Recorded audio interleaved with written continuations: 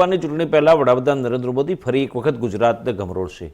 વડાપ્રધાન નરેન્દ્ર મોદી શનિવારે ગુજરાતના પ્રવાસે આવી રહ્યા છે અને 48,000 કરોડ રૂપિયાના વિકાસ કામોની ભેટ આપશે, જેમાં સિગ્નેચર બ્રિજથી લઈને રાજકોટ એમ્સના આઈપીડી બિલ્ડિંગના લોકાર્પણ કાર્યક્રમની સાથે સાથે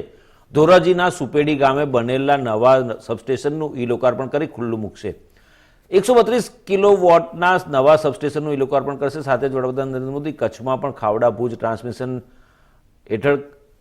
ખાવડા પીએસ ખાતે 3 ગીગાવોટ રિન્યુએબલ એનર્જી ઇન્જેક્શનના ઇવેક્યુએશન પ્લાન માટેની ટ્રાન્સમિશન સ્કીમનું લોકાર્પણ કરશે। સાથે જ રેસકોર્સ ગ્રાઉન્ડ ખાતે જંગી જનસભાને પણ વડાપ્રધાન નરેન્દ્ર મોદી સંબોધન કરશે। ધોરાજી તાલુકાના સુપેડી ગામે કરોડોના ખર્ચે બનેલા નવનિર્મિત સબસ્ટેશનનું વડાપ્રધાન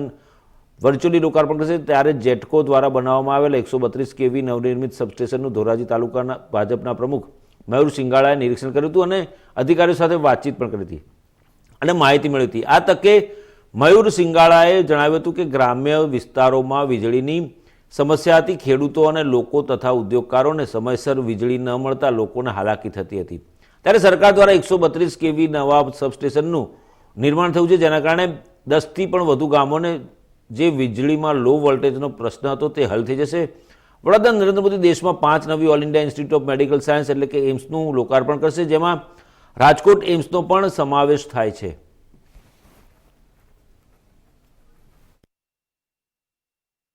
પ્રધાનમંત્રી મોદી સાહેબ તારીખ 25મીના રોજ સૌરાષ્ટ્રની રાજકોટની ભૂમિ ઉપરથી એમ્સના લોકાર્પણ સાથે 48,000 કરોડ રૂપિયા જેટલા કામોના લોકાર્પણ, ભૂમિપૂજન, ખાતમુહૂર્ત વગેરે કરવાના છે, જેમાંથી લગભગ 35,000 કરોડ જેટલા કામોનો સીધો લાભ એ આપણા ગુજરાતને મળી રહ્યો છે। એમાં આરોગ્યની સુવિધાઓથી લઈ અને જુદા જુદા વિભાગોની સુવિધાઓ આપણને મળવાની છે। અને એમ્સમાં અત્યાર સુધીમાં કદાચ આપને જાણીને આનંદ થશે કે 1,44,000 ઓપીડી આપણે કરી ચૂક્યા છીએ અને ઘણી મલ્ટી સ્પેશિયાલિટી ફેસિલિટી પણ ત્યાં આપણે આપી ચૂક્યા છીએ। આમ એમ્સ 201 એકરમાં છે અને ઇન્ડોર પેશન્ટ ડિપાર્ટમેન્ટ આઈપીડી શરૂ થવાની છે અને 30 બેડનો આયુષ બ્લોક પણ આપણા માટે મહત્વનો છે, એ પણ ચાલુ થવાનો છે। આમ એમ્સ સાથે સમગ્ર દેશની અંદર બીજી 5 જેટલી એટલે કુલ 6 એમ્સનું લોકાર્પણ અને સાથે અનેકવિધ પ્રોજેક્ટોનું લોકાર્પણ રાજકોટની ભૂમિ પરથી આદરણીય પ્રધાનમંત્રી મોદી સાહેબ કરવાના છે। આપણા માટે ખૂબ ગૌરવનો વિષય છે। તો આજ મામલે વડાપ્રધાન નરેન્દ્ર મોદીની મુલાકાત મામલે અમારા સંવાદદાતા ગાંધીનગરથી જતીન રાવલ જોડાઈ ચૂક્યા છે। જતીન, જે પ્રકારે વડાપ્રધાન નરેન્દ્ર મોદી આજે રાત્રે ગુજરાતના પ્રવાસે આવી રહ્યા છે 2 દિવસના, અને એમનો કાર્યક્રમ શું છે? જો ચોક્કસ અભિજીતભાઈ આપને જણાવી દો કે વડાપ્રધાન જે છે તે આજે ફરીથી મોડી સાંજે જે છે તે જામનગર ખાતે આવી પહોંચે અને જામનગરમાં તેઓ જે છે તે કદાચ જામનગરમાં તેઓ છે રાત્રિ રોકાણ જે કરવાના છે અને રાત્રિ રોકાણમાં કદાચ બની શકે કે લોકસભા 2024ની ચૂંટણીઓ નજીક આવી રહી છે ત્યારે સૌરાષ્ટ્રના કેટલાક નેતાઓ સાથે સ્થાનિક નેતાઓ સાથે કદાચ ત્યાં મુલાકાત કરે તેવી શક્યતાઓ જે છે તે રહેલી છે। સાથે સાથે આવતીકાલની જો વાત કરીએ તો આવતીકાલે વડાપ્રધાન જે છે તે 48,000 કરોડની ગુજરાતીઓને ભેટ જે છે તે આપવામાં છે, જેમાં ખાસ કરીને સિગ્નેચર બ્રિજ થી લઈને રાજકોટ એમ્સની જે આઈપીડી બિલ્ડિંગના લોકાર્પણની કાર્યક્રમની સાથે સાથે ધોરાજીના સુપેડી ગામે બનાવેલ સબ સ્ટેશન જે છે તેનું ઈ લોકાર્પણ કરવાના છે। સાથે જ વાત કરીએ તો વડાપ્રધાન જે છે તે કચ્છની અંદર પણ ખાવડા અને ભુજના ટ્રાન્સમિશન લિમિટેડ હેઠળ ખાવડા ખાતે પીએસ ખાતે 3 ગીગાવોટ રિન્યુએબલ એનર્જી ઇન્યુએશન માટેની ટ્રાન્સમિશન સ્કીમનું પણ લોકાર્પણ કરવાના છે। સાથે સાથે રેસકોર્સ ગ્રાઉન્ડ ખાતે જંગી જનસભાને પણ પીએમ જે છે તે સંબોધિત કરવાના છે। ધોરાજી તાલુકાના કહી શકાય કે સુપેડી ગામે કરોડોના ખર્ચે બનેલ નવનિર્મિત સબસ્ટેશનનું પીએમ વર્ચ્યુઅલી લોકાર્પણ કરશે। ત્યારે જેટકો દ્વારા બનાવવામાં આવેલ 132 કેવીની નવનિર્મિત સબસ્ટેશનનું ધોરાજી તાલુકાના ભાજપના પ્રમુખ જે છે મયુરભાઈ સિંગાળાએ નિરીક્ષણ કર્યું હતું તથા અધિકારીઓ સાથે વાતચીત પણ કરી હતી અને કહી શકાય કે માહિતી મેળવી હતી। આ તકે મયુરભાઈ સિંગાડિયાએ જ્યારે મીડિયા સમક્ષ વાતચીત કરી હતી તેમને જણાવ્યું હતું કે મયુરભાઈ ગ્રામ્ય વિસ્તારોમાં વીજળીની સમસ્યા હતી, ખેડૂતો અને લોકો ઉદ્યોગકારોને સમયસર વીજળી ન મળતા લોકોને હાલાકી થતી હતી, ત્યારે ખાસ કરીને હવે આ સબસ્ટેશનનું લોકાર્પણ થશે ત્યારે ચોક્કસથી ખેડૂતોને સમયસર વીજળી મળતી થશે અને તેના થકી ખેડૂતો મોટા પાયે જે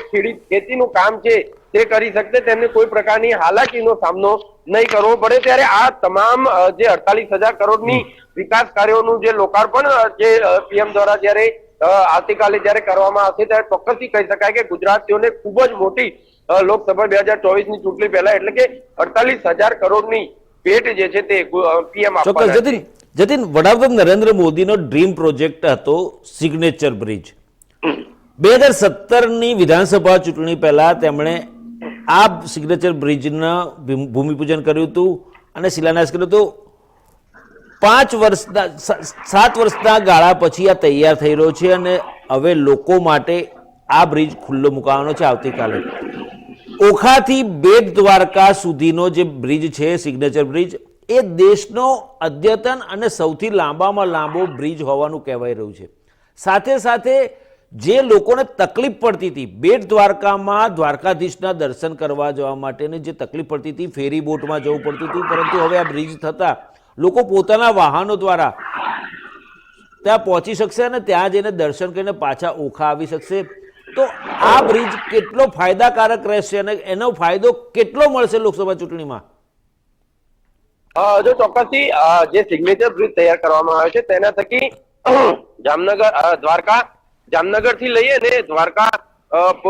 કહી શકાય કે આસપાસના તમામ જિલ્લાઓ સાથે જે લોકોને કચ્છ બાજુ જવું છે ત્યાં ઓખા જવું છે તો એ લોકોને ક્યાંક ને ક્યાંક પહેલા ફેરી બોટમાં થઈ અને પ્રવાસ કરવો પડતો હતો, જેમાં ઘણી બધી તકલીફોનો સામનો કરવો પડતો હતો, ઘણી કતારોમાં પણ ક્યાંક ને ક્યાંક ઉભું રહેવું પડતું હતું. ત્યારે હવે આ બ્રિજ જયારે તૈયાર થઈ ગયો છે ત્યારે તમામને ક્યાંક ને ક્યાંક કહી શકાય કે ખૂબ જ મોટો ફાયદો થશે. સાથે સાથે જે લોકોને દ્વારકાથી બેટ દ્વારકા દર્શન કરવા માટે જવું હતું તે લોકોને પણ ક્યાંક ને ક્યાંક નાવડીઓમાં જઈ અને દર્શન કરવા માટે જવું પડતું હતું. ત્યારે હવે તે લોકોમાં પોતાના વાહનો લઈ અને જે છે તે બેટ દ્વારકા તરફ જે છે તે પ્રયાણ કરી શકશે. ત્યારે ખૂબ જ મોટી માત્રામાં દ્વારકાના પ્રવાસીઓ જે હોય છે તે રહેતા હોય છે. ત્યારે ચોક્કસથી જેટલા પણ જે પ્રવાસીઓ હોય સાથે સાથે જે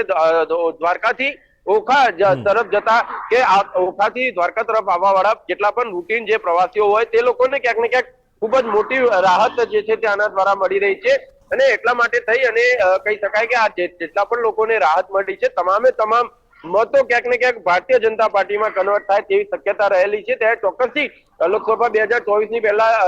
આજે લોકસભા 2024ની ચૂંટણી પહેલા આજે સિગ્નેચર બ્રિજનું ઉદઘાટન જયારે પીએમ દ્વારા આવતીકાલે કરવાનું છે તેનો ખૂબ જ મોટો ફાયદો જે છે તે ભારતીય જનતા પાર્ટીને લોકસભાની અંદર જોવા મળશે. જી ચોક્કસ જતીન, જે પ્રકારે સૌરાષ્ટ્રમાં વડાપ્રધાન નરેન્દ્ર મોદીનો કાર્યક્રમ છે, અનેક વિકાસ કાર્યોની ભેટ આપવાના છે અને એને કારણે સૌરાષ્ટ્રમાં જે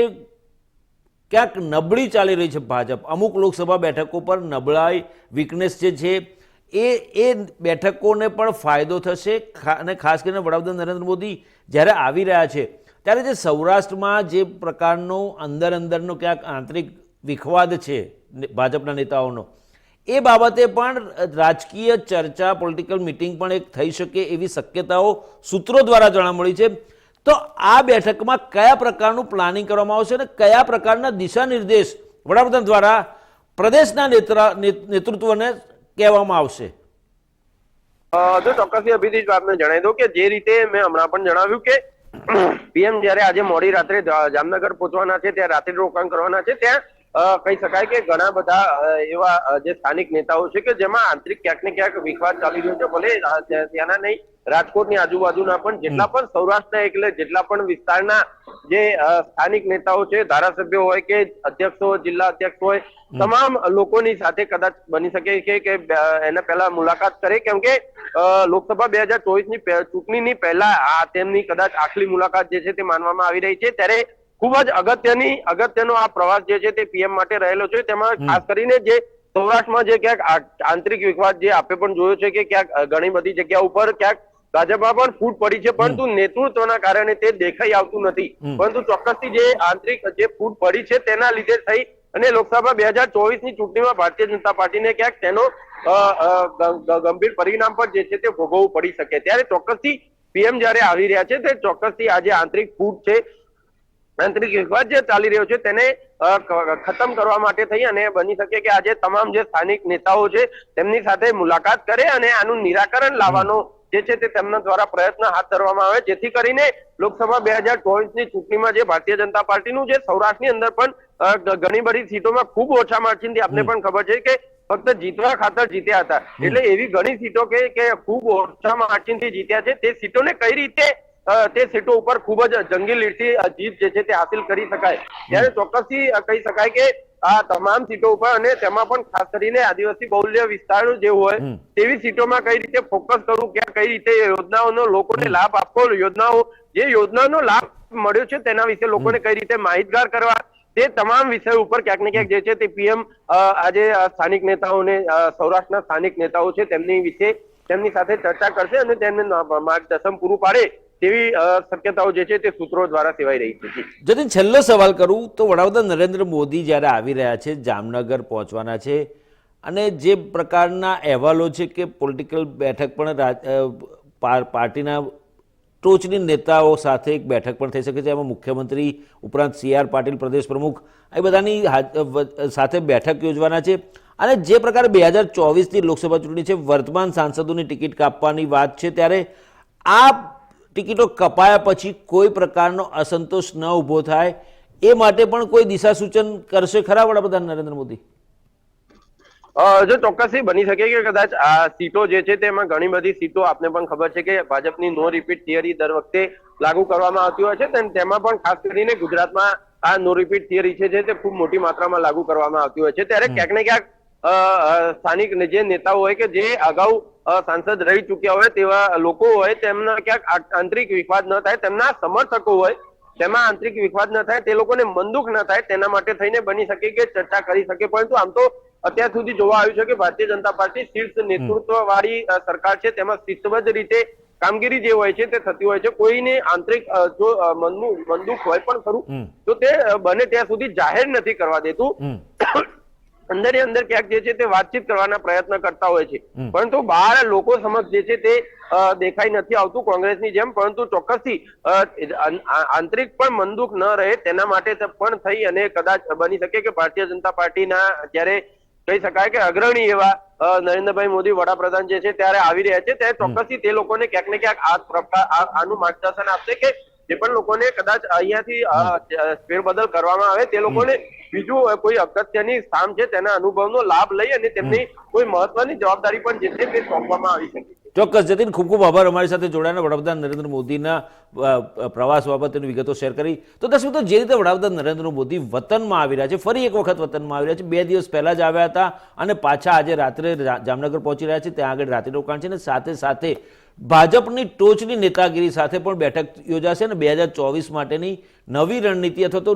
જે પ્રકારના ઉમેદવારો બદલવાની વાત છે, નવા ચહેરાઓને સ્થાન આપવાની વાત છે, તે બાબતે ગહન ચિંતન કરવામાં આવશે અને સાથે સાથે ચર્ચા વિચારણાના અંતે કોઈક ને કોઈક જીતનો મંત્ર અથવા તો દિશા સૂચન વડાપ્રધાન નરેન્દ્ર મોદી દ્વારા પ્રદેશના નેતૃત્વને આપવામાં આવે એવી શક્યતાઓ નકારી શકાય નહીં. દર્શક મિત્રો, સમાચારમાં અત્યારે બસ આટલું જ. વધુ સમાચારના અપડેટ્સ માટે જોતા રહો ઇન્ડિયા ન્યૂઝ ગુજરાત, ગુજરાતી ધડકન. નમસ્કાર.